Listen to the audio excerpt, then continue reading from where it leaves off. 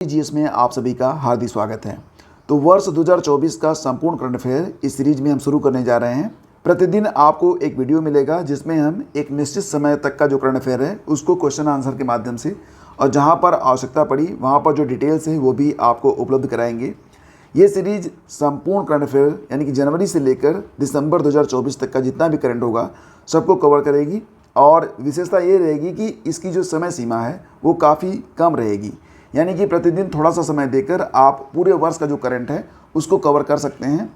इस सीरीज़ के माध्यम से आप कोई भी शिक्षक भर्ती परीक्षा जिसमें करंट अफेयर पूछा जाता हो, इसके अलावा Bihar PCS, UP PCS, RO UP SSSC की परीक्षाएं, एसएससी, सीजीएल, पुलिस भर्ती, रेलवे आदि सभी प्रतियोगी परीक्षाओं की तैयारी कर सकते हैं। तो इसी क्रम में ये आपका पहला वीडियो होगा और आज हम लोग जनवरी का पहला सप्ताह पूरा का पूरा करेंगे डिस्कस।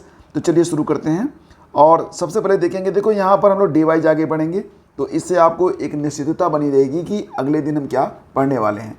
तो आज के वीडियो में हम लोग कवर करेंगे 1 जनवरी से लेकर 7 जनवरी 2024 तक का संपूर्ण करंट अफेयर। देखो जो पहला क्वेश्चन है बहुत ही इंपॉर्टेंट है। फीस्ट सॉफ्टवेयर के बारे में बात की जा रही है कि हाल ही में जो फीस्ट सॉफ्टवेयर है ये किसने लॉन्च किया था। तो फ्रेंड्स, इसरो के द्वारा यह सॉफ्टवेयर लॉन्च किया गया था। इसका उद्देश्य क्या था? रॉकेट सैटेलाइट इमारतों की संरचना में सहयोग देना।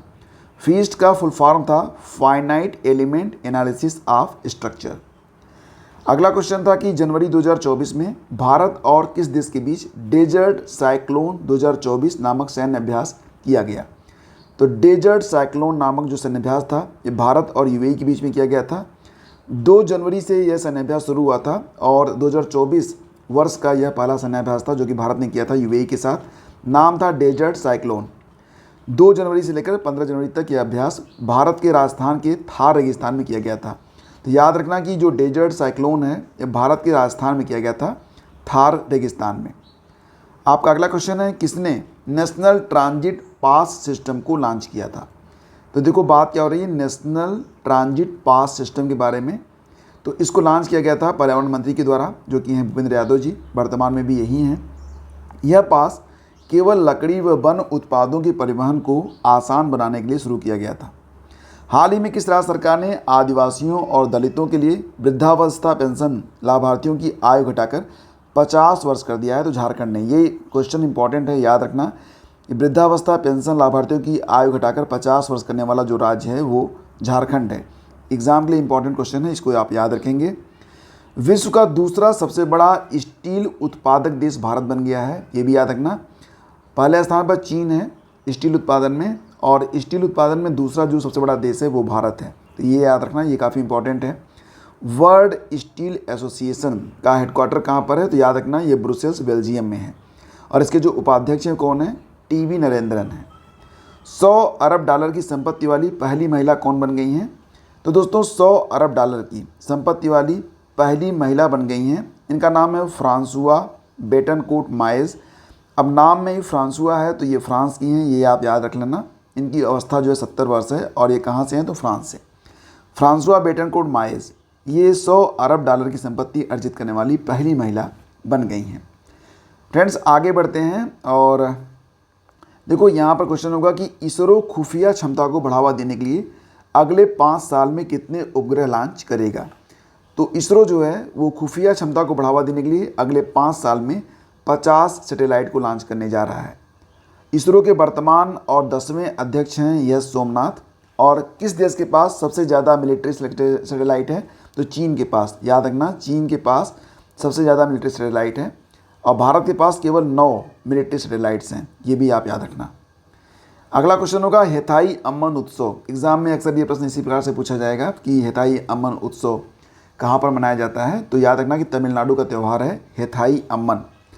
तमिलनाडु के नीलगिरी जिले में बड़ागा समुदाय के द्वारा हर साल इस त्यौहार को मनाते हैं। तो देखो ये जो नीलगिरी जिला है कहाँ पर है? तमिलनाडु में। वहाँ पर जो बड़ागा समुदाय है उसी के द्वारा हेथाई अम्मन उत्सव को मनाया जाता है और इसमें क्या होता है? देवी हेथाई अम्मन की पूजा की जाती है। ये क्वेश्चन भी इंपॉर्टेंट हो सकता है। प्रधानमंत्री नरेंद्र मोदी ने कहाँ पर BAPS हिंदू मंदिर का उद्घाटन किया है? तो यूएई में 14 फरवरी 2024 को इसका उद्घाटन किया गया है। हालांकि ये क्वेश्चन जनवरी में ही मिल गया था हमको कि फरवरी में प्रधानमंत्री मोदी जो हैं वो यूएई जाएंगे फरवरी 2024 में, और वहाँ पर उन्होंने BAPS हिंदू मंदिर का उद्घाटन किया था। यूएई की राजधानी आपको पता ही है अबू धाबी होती है, करेंसी वहाँ पर चलती है दिरहम। हाल ही में किसे अग्निशमन सेवा, नागरिक सुरक्षा और होमगार्ड का महानिदेशक नियुक्त किया गया है? तो इनका नाम है विवेक श्रीवास्तव। एक नाम आपको और याद रखना पड़ेगा, विवेक देबराय। विवेक देबराय, तो इनका नाम क्यों याद रखना है ये गूगल करके आप देखिए, आगे मैं आपको इसके बारे में बता रहा हूँ। हाल ही में अभय हस्तम योजना को लॉन्च किया गया। नाम है अभय हस्तम योजना। यह योजना तेलंगाना में शुरू की गई है और तेलंगाना के CM रेवंत रेड्डी के द्वारा अभय हस्तम योजना को लॉन्च किया गया है। यह कार्यक्रम चुनाव से पहले कांग्रेस द्वारा किए गए वादे के अनुसार 6 गारंटियों को लागू करने के लिए है और सरकार 100 दिनों के भीतर अपनी जो 6 गारंटियाँ कांग्रेस ने यहाँ पर दी थी, उसमें कौन कौन सी गारंटी थी? एक तो था आपका महालक्ष्मी योजना, यानी कि महिला केंद्रित वेलफेयर प्रोग्राम था ये। दूसरा था रायतू भरोसा योजना, किसानों और कृषि श्रमिकों के लिए था। तीसरा था इंदिरा अम्मा योजना, गरीब लोगों को सस्ते घर देने के लिए था इंदिरा अम्मा योजना। गृह ज्योति योजना ये शुरू की गई थी बिजली विद सब्सिडी की गारंटी के लिए। और युवा विकासम योजना, आर्थिक रूप से पिछड़े घरों के युवा छात्रों को 5 लाख रुपए इसमें दिए जाते हैं। और इसी के साथ साथ यहाँ पर एक योजना और शुरू की गई, इसका नाम है अभय हस्तम योजना। ये सारी योजनाएं कहाँ की हैं? तेलंगाना की हैं। इसके बाद देखो एक योजना और भी है, चौथा योजना। यह हेल्थ इंश्योरेंस और पेंशन प्रोग्राम योजना थी। अब आगे बढ़ते हैं और अगला दिन आ गया है। हाल ही में नेशनल लीगल सर्विसेज अथॉरिटी का कार्यकारी अध्यक्ष चुना गया था संजीव खन्ना को। संजीव खन्ना जो थे ये नेशनल लीगल सर्विसेज अथॉरिटी के कार्यक्रम अध्यक्ष चुने गए थे। 82वां इंडियन हिस्ट्री कांग्रेस का आयोजन किया गया था तेलंगाना में, ये याद रखना, ये इंपॉर्टेंट क्वेश्चन है। जो 82वां इंडियन हिस्ट्री कांग्रेस था, इसका आयोजन तेलंगाना में किया गया। यह क्या था? इंडियन हिस्ट्री भारतीय इतिहास यानी कि इतिहासकारों का एक संगठन है और इसकी स्थापना मॉडर्न हिस्ट्री कांग्रेस के नाम से की गई थी। इसका पहला सत्र 1935 में किया गया था। कहाँ पर? पुणे में। हाल ही में अर्धसैनिक बलों के आधिकारिक संचार और दस्तावेज साझा करने के लिए कौन सा ऐप विकसित किया गया है? तो देखो ये ऐप आप भी इस्तेमाल कर सकते हैं। संदेश नामक ऐप है, बिल्कुल व्हाट्सएप की तरह होता है और ये काफ़ी सेफ माना जाता है। तो अर्धसैनिक बलों के आधिकारिक संचार और दस्तावेज साझा करने के लिए इसी ऐप का इस्तेमाल किया जाता है। उज्ज्वला योजना का 10 करोड़वां लाभार्थी जो था ये मीरा माझी बनी है, जो कि अयोध्या से हैं, ये भी याद रखना। एग्ज़ाम में कई बार पूछा जाता है कि उज्ज्वला योजना की शुरुआत कब हुई थी? तो बलिया में हुई थी 2016 में 1 मई के दिन। और उज्ज्वला योजना अब तक 2 चरणों में शुरू किया गया है। जो उज्ज्वला योजना का दूसरा चरण था उज्ज्वला 2.0, इसकी शुरुआत जो है महोबा यूपी से की गई थी। तो याद रखना कि जो उज्ज्वला योजना के अंतर्गत जो पहला चरण था उसकी शुरुआत बलिया से हुई थी और दूसरे चरण की शुरुआत की गई थी कहाँ से? यूपी महोबा से की गई थी। तो 10 अगस्त 2021 को उज्ज्वला योजना 2.0 को स्टार्ट किया गया था। ये क्वेश्चन भी इम्पॉर्टेंट हो सकता है क्योंकि आजकल मैचिंग में ऐसे प्रश्न आ रहे हैं। कांगो देश के राष्ट्रपति बन गए हैं फेलिक्स त्सेशीकेदी, ये याद रखना, फेलिक्स त्सेशीकेदी। इतना भी याद रखेंगे तभी चलेगा क्योंकि टी इसमें साइलेंट होता है। कांगो की राजधानी के बारे में याद रखना, कांगो की राजधानी किंशासा है, करेंसी है कांगो फ्रैंक। 16वां वित्त आयोग जो बन रहा है उसके अध्यक्ष बने हैं कौन? अरविंद पनगड़िया। और ऋत्विक रंजनम का नाम याद रखना, ऋत्विक रंजनम पांडे। ऋत्विक रंजनम पांडे को 16वें वित्त आयोग का सचिव बनाया गया है।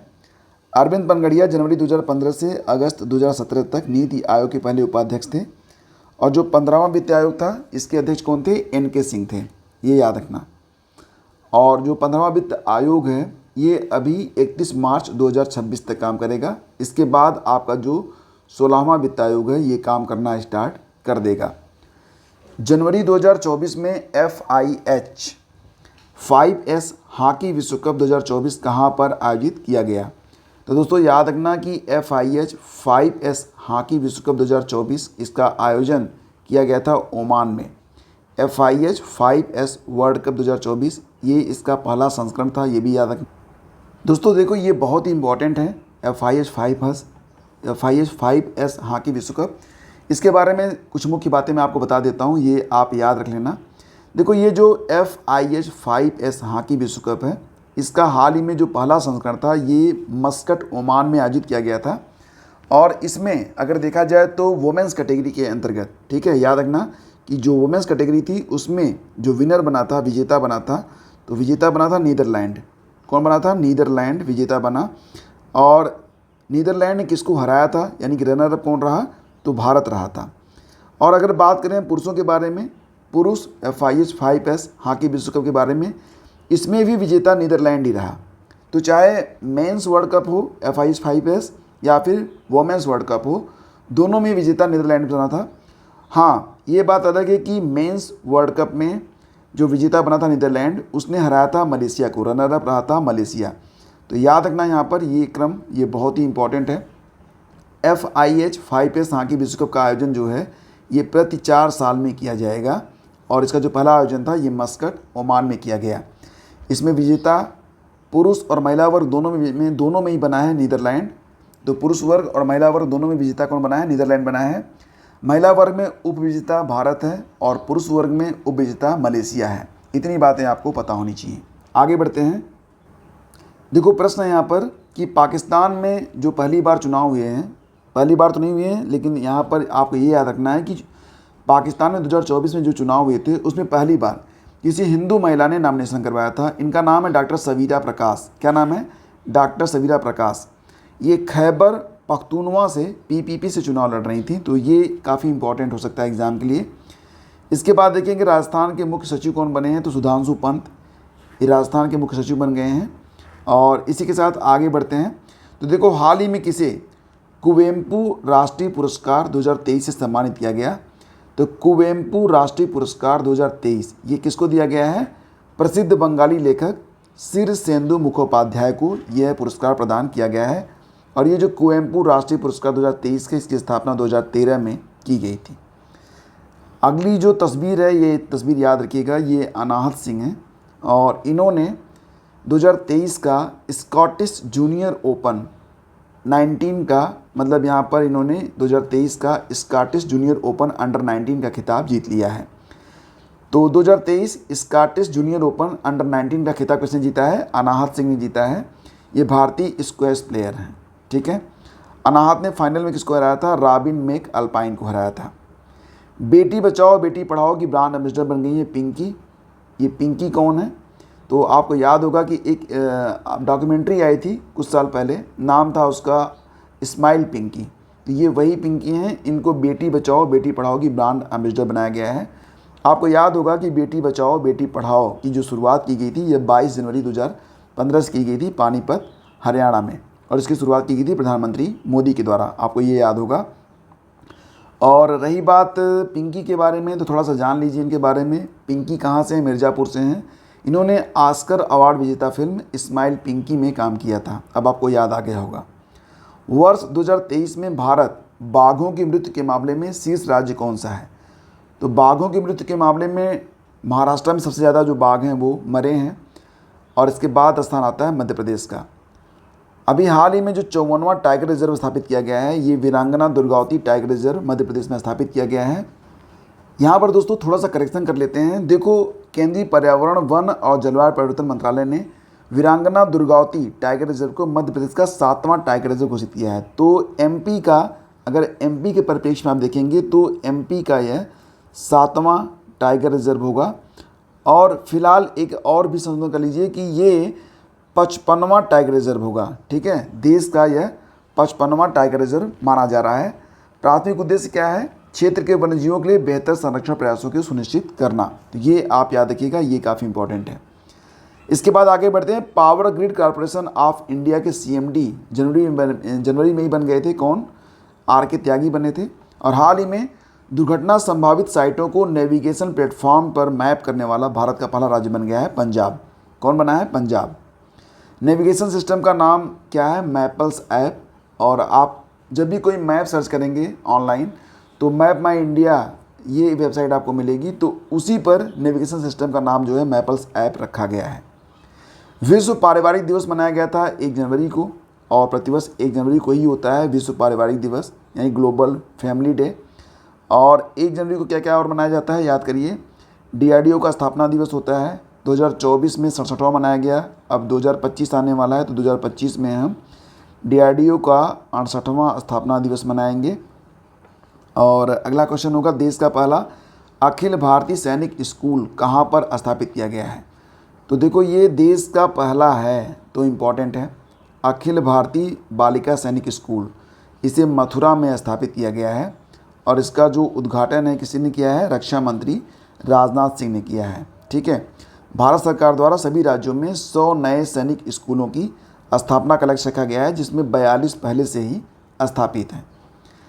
हाल ही में कृषि विज्ञान में योगदान के लिए MS स्वामीनाथन पुरस्कार 2023 किसे प्रदान किया गया है? तो याद रखना कि MS स्वामीनाथन पुरस्कार 2023 ये प्रदान किया गया है प्रोफेसर BR कंबोज को। वो प्रोफेसर जो BR कंबोज हैं, प्रोफेसर BR कंबोज, ये चौधरी चरण सिंह कृषि विश्वविद्यालय हरियाणा के कुलपति हैं। इनको MS स्वामीनाथन पुरस्कार 2023 से सम्मानित किया गया है। और ये पुरस्कार किसने दिया है? तो कर्नाटक के राज्यपाल थावरचंद गहलोत ने उन्हें यह पुरस्कार प्रदान किया है। MS स्वामीनाथन पुरस्कार की स्थापना हुई थी 2004 में और ये जो पहला पुरस्कार था, MS स्वामीनाथन पुरस्कार का जो पहला संस्करण था, इसे 15 मार्च 2005 को दिया गया था। किसको? डॉक्टर APJ अब्दुल कलाम जी को। और डॉक्टर APJ अब्दुल कलाम ने प्रदान किया था डॉक्टर नॉर्मन E बोरलॉग को। ये याद रखना, ये पहला पुरस्कार 15 मार्च 2005 को डॉक्टर APJ अब्दुल कलाम के द्वारा डॉक्टर नॉर्मन E बोरलॉग को प्रदान किया गया था। हाल ही में डेविड वार्नर ने वनडे क्रिकेट से संन्यास ले लिया है। तो एग्ज़ाम में आ सकता है कि डेविड वार्नर जो है कहाँ के खिलाड़ी हैं। तो दोस्तों याद रखना कि डेविड वार्नर ये ऑस्ट्रेलिया से हैं। कहाँ से हैं? ऑस्ट्रेलिया से हैं। इसके बाद आगे बढ़ते हैं। क्वेश्चन है यहाँ पर कि चाड देश के प्रधानमंत्री कौन बने हैं? तो देखो, चाड देश के जो प्रधानमंत्री हैं ये जनवरी 2024 में बने थे सक्सेस मिश्रा। क्या नाम है? सक्सेस मिश्रा।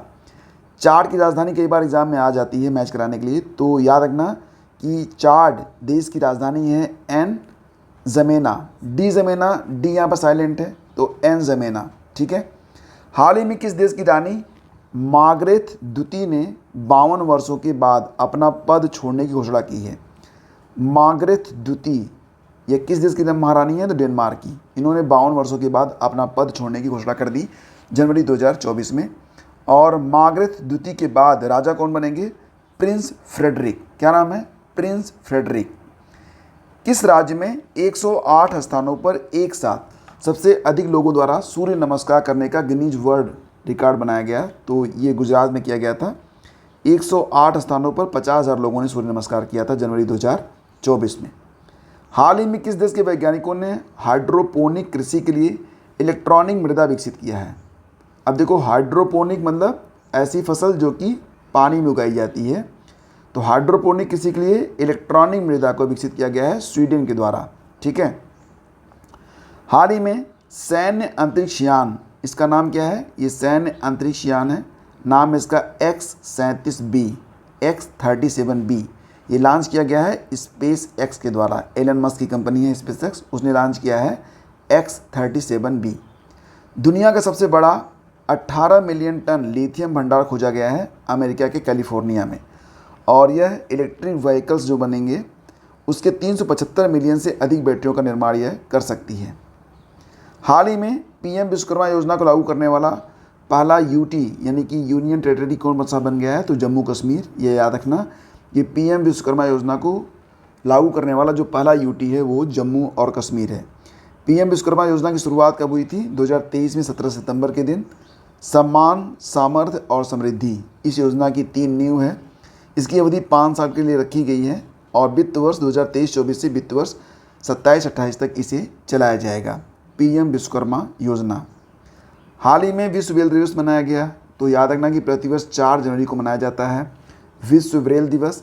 ब्रेल क्या है? ब्रेल एक लिपि है जिसका आविष्कार लुई ब्रेल ने किया था और लुई ब्रेल का जो जन्म हुआ था ये 4 जनवरी 1809 में हुआ था। कहाँ पर हुआ था? फ्रांस में हुआ था। तो उन्हीं के नाम पर यानी कि उन्हीं जन्मदिवस पर 4 जनवरी को प्रतिवर्ष विश्व ब्रेल दिवस के रूप में मनाया जाता है।